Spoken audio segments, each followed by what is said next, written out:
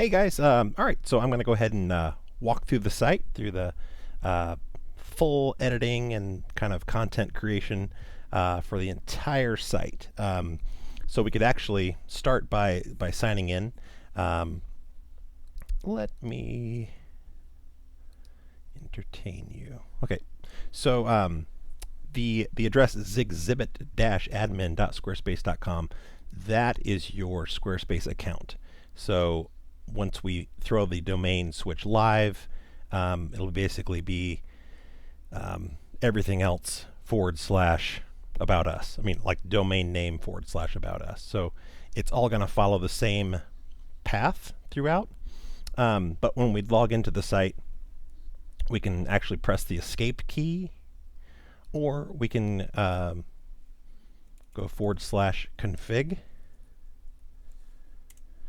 And if you are a registered user of the site, which I am currently, I could go ahead and sign in. It looks like I'm already signed in. So, whoa, it said exhibit really loud. Okay, so immediately when you sign in, you'll see that you're in kind of the background, the back end area. I'll go ahead and pull this down just so we can have some more real estate. There we go. And I'll go ahead and pull this up. All right. So when you sign in, you will always kind of first see this, and then when you want to preview the site the way the rest of the world would see it, you'd press this arrow, and it would move that up there. The home page has so many images on it, and my connection isn't great, so it might load a little slower than probably what most people will be viewing. But this will be a good tutorial for you. So again, if you click the arrow there, you'll be able to access all the back end areas, and then clicking the arrow again will bring you up there. So you can't edit anything now, but you can certainly navigate around just as anyone else in the world could do. So if you ever get to the point where you don't see the arrow, which you'll see it happen here soon, all you have to do is hit your escape key, and it'll take you back. Escape actually takes you back to where you last were. So if you're kind of previewing and I press escape right now, then it goes back there. The pages of the site, so the main navigation is up here, and you'll see there's some repeated items. Don't delete those, because those are actually intentional. Those will actually appear on like the mobile menu. So how we don't have a real, it's like a not huge obvious home, even though I love this. Some users will probably want that. So I mean it's there, but it's also available on. Oops. Yeah, it's available also on the mobile menu, as is the phone number at the top. So instead of the phone number at the bottom on mobile, they can instantly click that, and it would take them to do the dial phone number thing. So that's just a side note there. Let's see. We're not on mobile, so I'll just put that back. There is another little test in here, which I rarely ever do this because it's probably not officially accurate or anything. But if you come up to the top and click there, you can see how the site would present on like a tablet, and you can see how it would work on mobile. So you can kind of see that there. But we're still kind of in that edit mode, so it's not quite legit, but it'll at least show you kind of what's going on there. So let's go back to desktop view, and it'll kind of go back to normal. So again, with the menus, the one with a little chain, that's a link. So that's like an external link. I'll show you how those work, but it's basically a link that we're basically, we can say, this one says home, and it goes to, well, in this case, it goes to the home page. Phone number goes to the phone number. So those aren't very difficult at all. When you see a like page icon, that's an actual physical page, and the About Us page is right there. So the main navigation, again, those are items that would always appear in your main navigation area. Secondary navigation, right here, is what appears at the bottom of the site right here. So essentially, if you're like, Google, you could actually add a link to http://www.google.com. And usually with off-site links, I will always open up in a new window, and then you can say enter, save, and so the page will refresh, and now we've got Google there. See, that's our external link. And then if we want to change where that is within the menu, we can kind of put it, let's put it there. So it'd be like retail exhibits and then Google. Looks like it goes. Oh, I put it in this folder. So this, what we do is there, and that's presented as a folder over here. So any other page that you want to add to this drop up menu, then you can drag and drop it in there. So that's kind of how that works there. So if we want to say like Google right before contact, then I probably have to refresh it again. Yeah, because it thinks it's still there. So sometimes you'll see things like you just changed something and you didn't see it happen. So you'll have to kind of go back out here and refresh. The refresh button will be your friend till the end. Oh, it looks like you just purchased the account. Cool. Let's see. Escape. Oh, maybe you didn't. Maybe that's what it does when we'll see. Let's go to the back end. Oh, yeah. No, so you didn't. So I'll move that back out of sight. All right, so let's go back down to the bottom just really quickly, and there's Google that we did move. Pages. So sometimes you can get way far out, and then you have to go all the way back in. But so you can either delete this, or if you think you might use this, which you won't, but if you think you might use it again, you can actually drag it down here to the not linked area. And not linked means that there's just not a menu that's created for that item. So in other words, we have our galleries, we have e-news, we got get in touch, which is our like contact page, our staff landing page. So there's our home page. So those are all not linked. Those are all linked manually because we've added like links to them. So subscribe to our newsletter. I guess not that one, but I'll just go ahead and delete that thing. So there's Google, and if I delete it now, let's say confirm. And if you go to the bottom, you're like, oh, I didn't mean to delete that. You can actually go here to deleted pages, and you'll see deleted pages are all right there. So if there's something deleted accidentally, then that's where you can find it, and you can actually restore it. So we'll see how that works really quickly, because you might run into that. Maybe those external links. Yeah, I guess those aren't really pages. So that was an external link. So that, yeah, I guess that doesn't really count. Okay, so secondary navigation, our main navigation, and again, we can drag and drop. You saw how easy that was to do. However, just kind of be careful up here in the top area, because I do have code that's basically hiding this one and I think this one on the wide view, and then on our full view, I think we actually hide. We actually bring one of those back and bring the other one back. So so just be careful. Like if you add another menu item here, we might have to adjust the code. In other words, because we're kind of locked it down with what we've been using, and we've been testing with those. So it's literally like a number count where we'd say menu number 1 and 2 hide. So we did that with code. But anyway, that aside, let's go on in to a page. So we're on the About Us page now. Let's kind of start here, because it'll probably be easier than our home page, because our home page has a lot of stuff on it. So again, if we kind of preview the site as the world would see it, you'll be able to kind of navigate around. and you'll see, various content areas. And when you get in here, you'll be able to see kind of how it's built. And don't let this freak you out, because it is a little more advanced, but what we have is the ability to drag and drop content areas within here. But it's fully editable, just as you're used to within Squarespace. It does the exact same thing.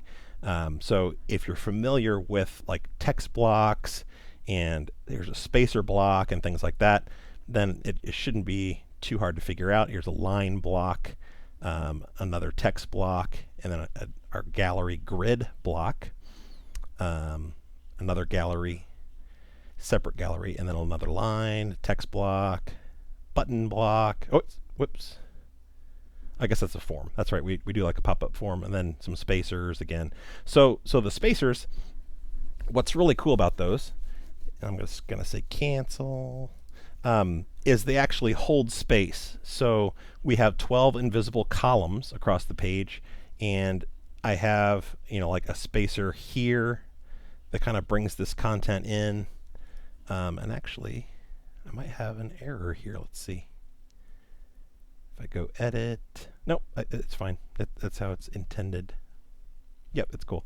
I thought it was indented, but anyway, so we have a spacer block here, a spacer block here, and a spacer block here. And there's also one here to kind of hold these areas. If those weren't there, it would still work, but what would happen is you'd have content that would flow all the way across the page, and when you have like a paragraph or a block of text like that to read, it's I don't know, it's usually easier to read fewer words on a line, and you can actually work your way down the page quicker that way.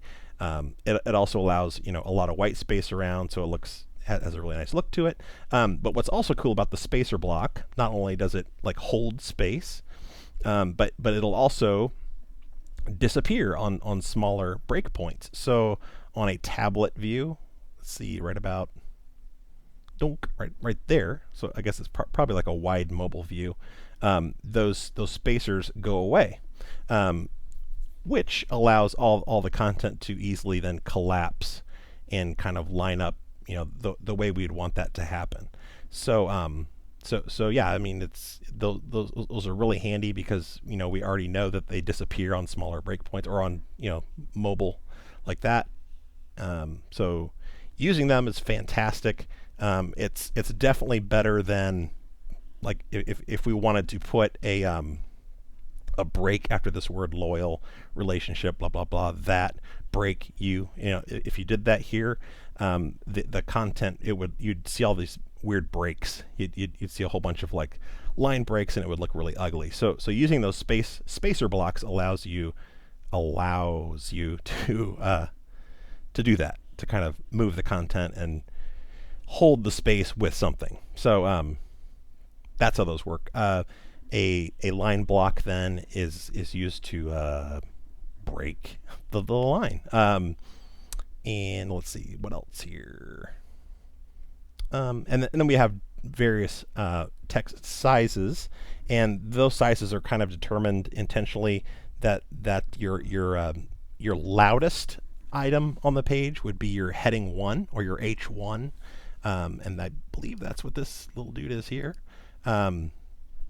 If not, it's definitely the page title. Yeah, so we have the heading 1, and our page titles are also heading 1. So that's kind of the most important thing on the page, is the heading, the H1 heading, or heading 1. And then we have paragraph text under it, which is kind of called normal. And then we have a heading 3 content, which is, it's like a formatted font style right there. And then we have more paragraph text.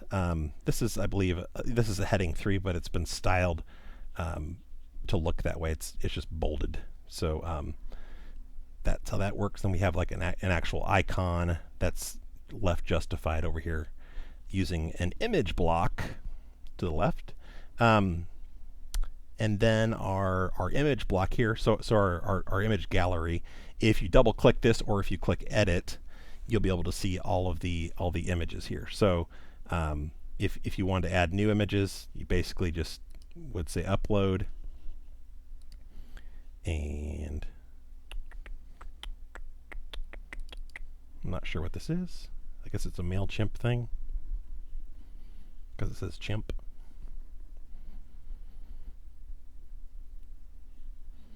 And like I said, my connection is not great. Let's make sure that Dropbox is all like turned off and stuff. Well, anyway, we'll just trust that that's going. Maybe it's huge. Actually, I think it is. I think that's a large image. Let's go here. Training assets. I think they're smaller things. There we go. So that's an image. And the way that we have this gallery set up is we can go over here to design, and we can see that it's displayed as a grid. We're making all the images like their own, or all the thumbnails will be a one-to-one square aspect ratio. If we didn't crop, then we'd have probably some weird, we'd have verticals and horizontals, and it gets kind of ugly really quickly. So it's usually nicer to crop it. Thumbnails per row, obviously you know what that is, and then padding around the images. I just went ahead with 10 on this page. I think the other pages are 20, but just to kind of tighten it up a little bit. And then Lightbox would allow this content to pop full screen. So that works.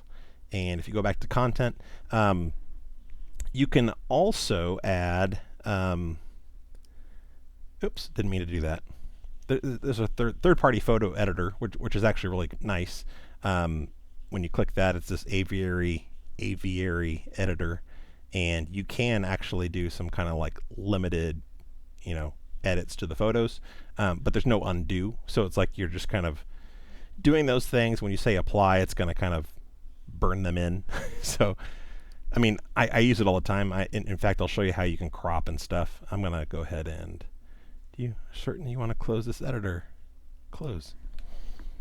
What I wanted to show you was the titles on things. So we can actually add a title here, or we could say, dude's about to get bald, because I think that's what that is. And then I'll just get some fake text in here. Guess we don't need that much, but anyway, there's our Greek. Anyway, so there's our we got a title and a description. We can also add a click-through URL, but for some reason those aren't working in this format, so I'm not sure. Just ignore that on this particular gallery, because I was trying to do that down here and it did not work either. So anyway, we got our title and that. And if you go back to design, I believe I don't even know if those are going to show. Let's see if they will. I can't rightly say.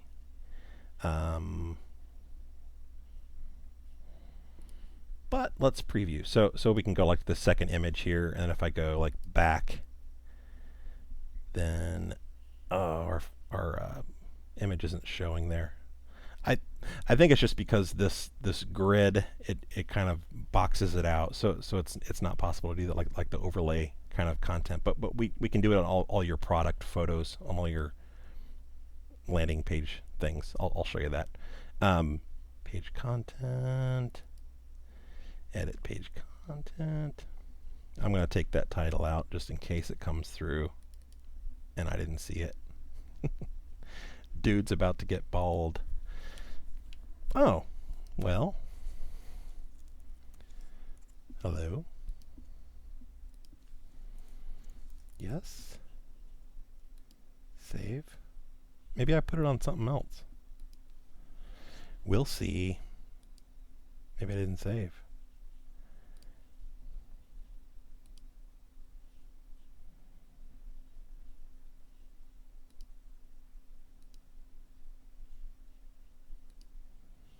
I don't see no titles.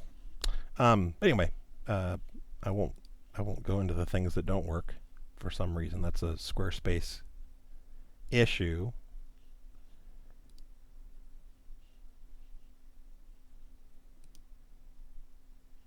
That's there.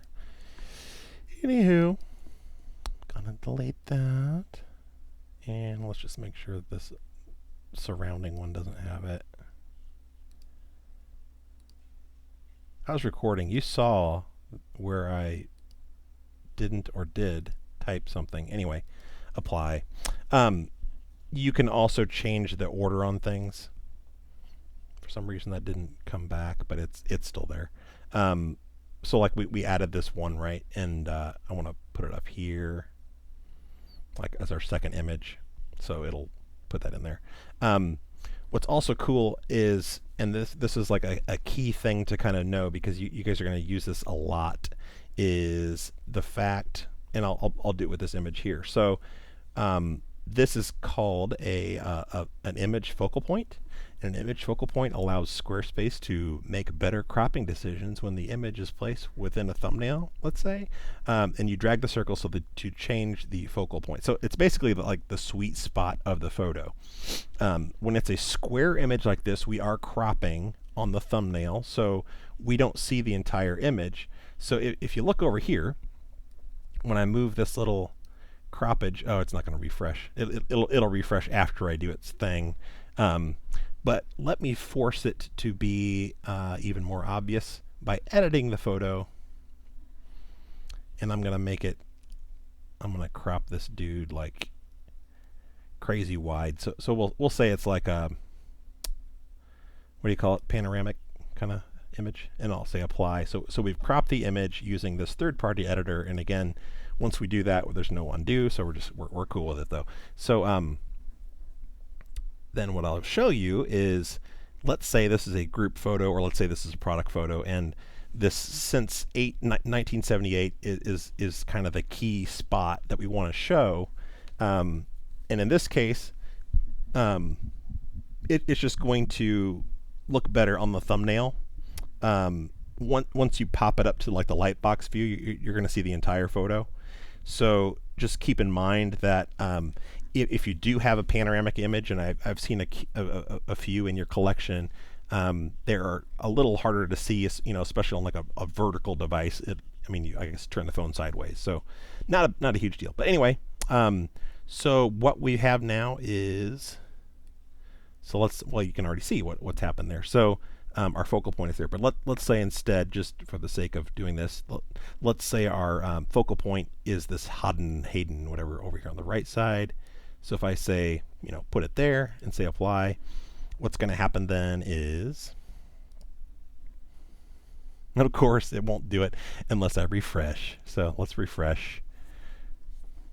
Sometimes it just doesn't, I guess if it refreshes on every little tweak and change, then you'd probably get sick of it, right? So, you almost have to trust that, okay, that worked, let me go on to the next thing. But if you really, care and go back and look at this point, there it is. So yeah, it'll go ahead and show that. So you can see that we've kind of cropped it without having to go and make like a square image and then re-upload it and do all that. So at this point, you could say, oh, this is cool. Let me see the image, and we can see the whole thing like that. So that's what the focal pointer will do, and you'll want to use that a lot. I've tried to use it on when we're uploading other images. So let me go to like Modular, for example. And these will be the same way. However, we can't control the focal point here, but I'll show you where we do that. But so I tried to like at least put it in an interesting area where we have, if there's similar images, then I tried to kind of move it so it looks like it's maybe a different image or something. Not a huge deal, but you'll be able to see that the focal point is it's definitely being used on some of these images that are like wider and stuff. So yeah, focal points are awesome. Oh, I have to delete this. I put this on the wrong page. I thought maybe I'll just keep it there, and if you want it, then it's there. If not, let me know and I'll delete it. But I was thinking you wanted it on this modular page, so I put it as like a vertical kind of thing there. So yes, I can definitely delete that if you want. Remind me when you watch this video. So let's go back to the About page, and I got to delete that thing. I'd imagine you're probably looking at the site right now, clicking around, and you're freaking out about this. What is that? Which reminds me, I have to get rid of the Lowe's image. I think there's a Lowe's image on the home page. So after I edit this, let's go to the home page and check that out. Oh, there's supposed to be a commercial right here.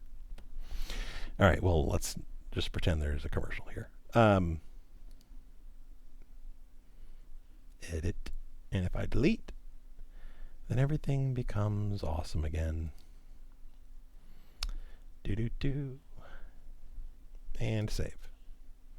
The images then down here are they're in their own little gallery as well. And what's cool about the gallery stuff is you can hold space. I think we basically just said, we only have 2 images there, but in our design view we've said show 5 across. So because we do show 5 across up here, then it looks like it kind of like fits with it. But you could just say, I only want to show 2, and then they would be like, huge, big fat mumbo images up there. Mumbo? Jumbo. And I didn't do a lightbox on these because we actually click through to the link. So let me show you where that link is. Content. And then if we click the gear on these, then we saw how we couldn't get those to work. There's the URL is actually on those. So to add the URL, let's say we want this to go to the contact page instead. What we do is we can just click that, and it'll allow us to kind of we can select here on our content. If it's an external link like our google.com or wherever, then you could click external and type the URL. Or if you know the link, which I do, you could go like / well, let's say it's the team page. So you could say r-team. And then so you don't have to go like zigzibit.com / blah blah blah blah blah. You could just say / our team will go to the our team page, and that's known as a relative link. Technical terms, nerd forest, yes. But let's go back to content, because we then be able to browse the content. It's a little weird because I tried to organize some things in some folders, but you can see that, okay, there's the blog, gallery, so that's gallery photos, pages, getting close, our team, get a quote, modular exhibits, create booth, retail, e-news, get in touch. That's what we've called the contact page. Boop, and then say apply. So I just changed the link on the old button there, and it may want me to refresh just because it's a gallery and it's stubborn. Yeah, well, there it goes. Nope, it held about us, which maybe I hard coded that. Oh, it did. It held the exhibit NB. Sorry. Yes. So on those galleries, again, just because they're galleries and there's all kinds of scripting in there, when you make a change, do a refresh. That's like the little secret that I should have known. Then if I mouse over here, we'll be able to see it says get in touch. So if I click that now, it'll take you to the contact page. Ba-da-ba. Ba-da-ba-ba-ba. There's our commercial. All right. So then I will go back and I want to edit. So I just hit escape. I want to change this link.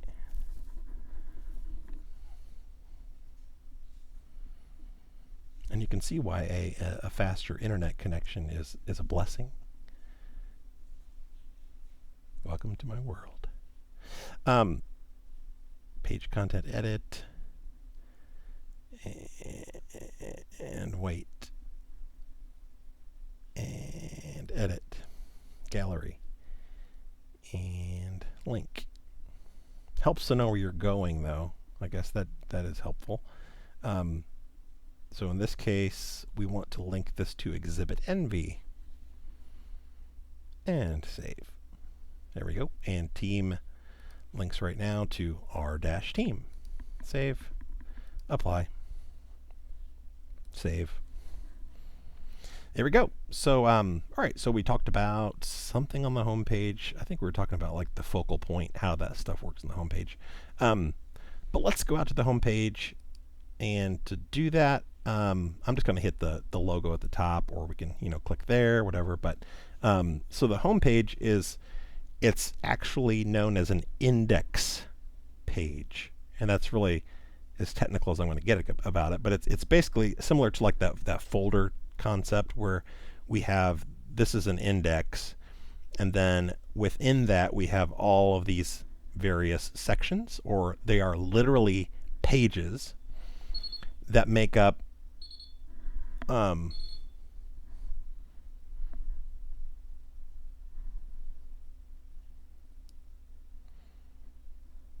okay.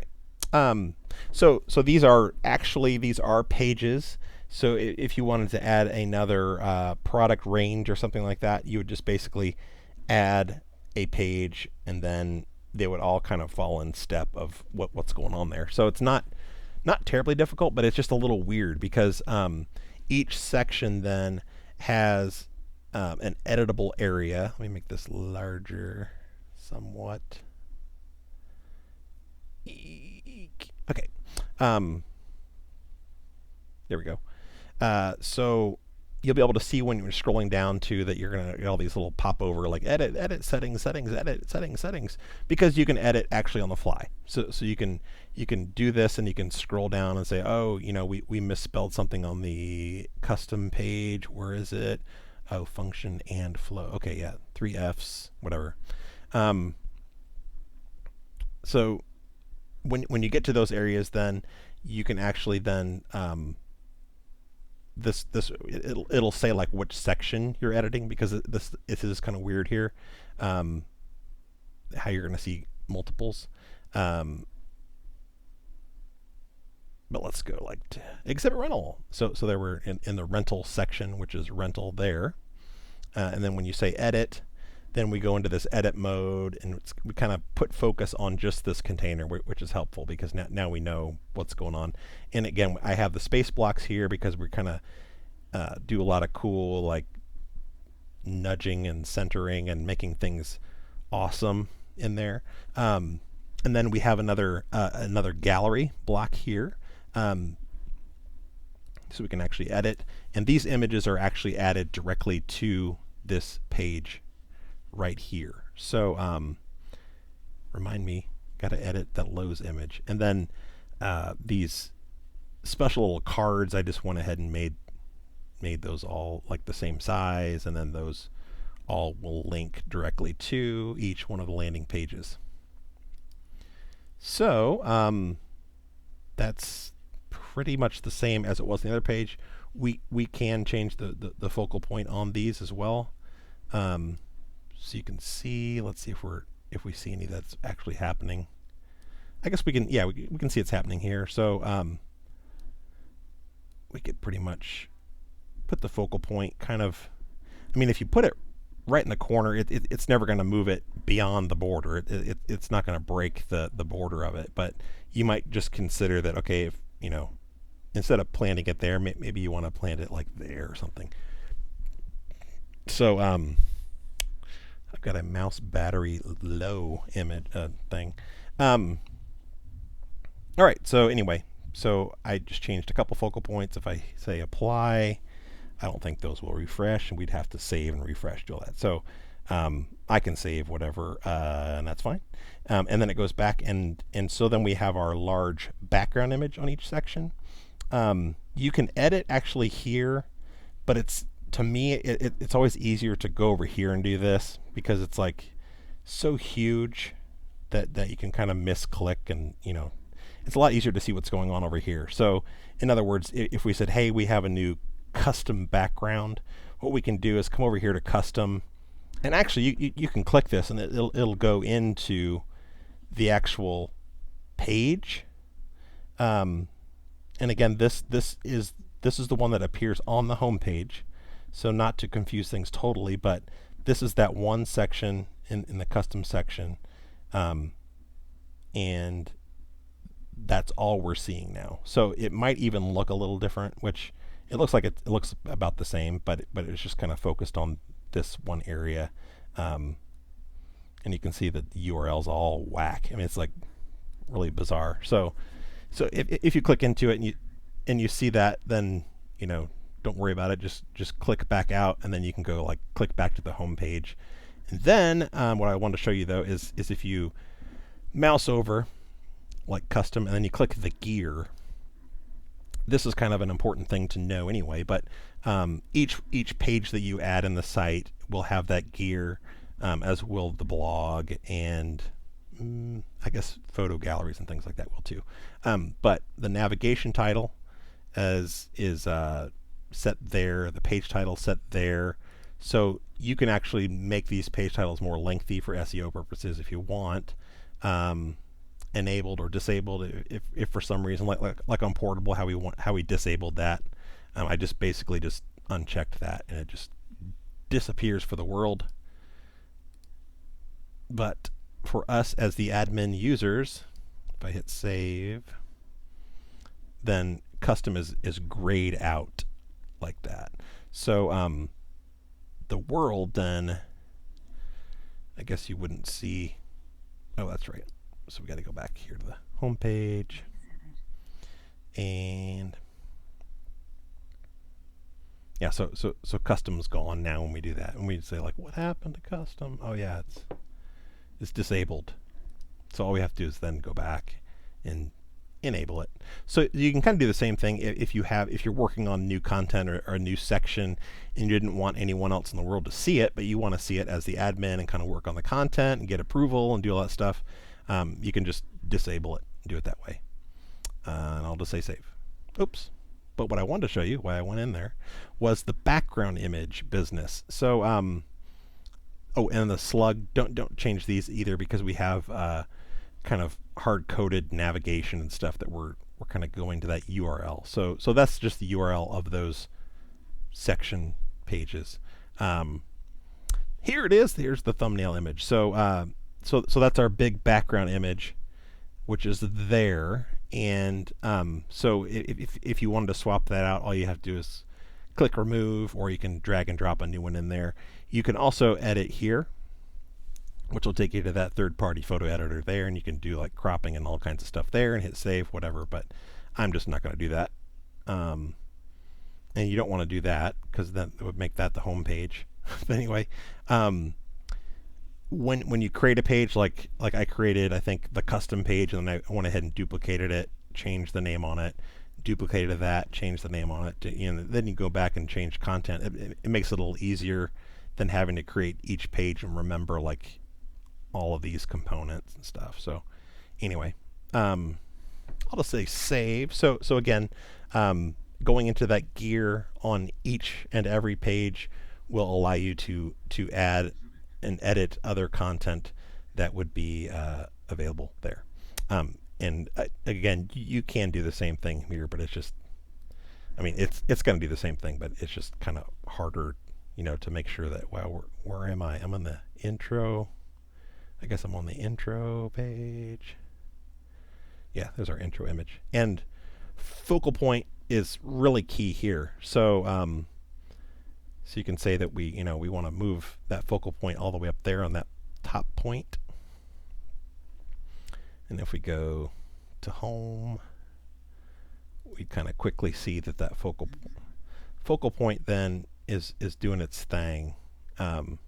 Hard to tell here, but we can pretty much see that we're not focused on the bottom anymore. But with the parallax thing, it's a little difficult to see. So you just want to be aware that those focal points are useful, and they will affect the outcome of the things. So I'm gonna put it just on those dudes. I think that's what I did before. So and then it just kind of does the prettiness for us. We don't have to worry about it. Let's pause for station identification.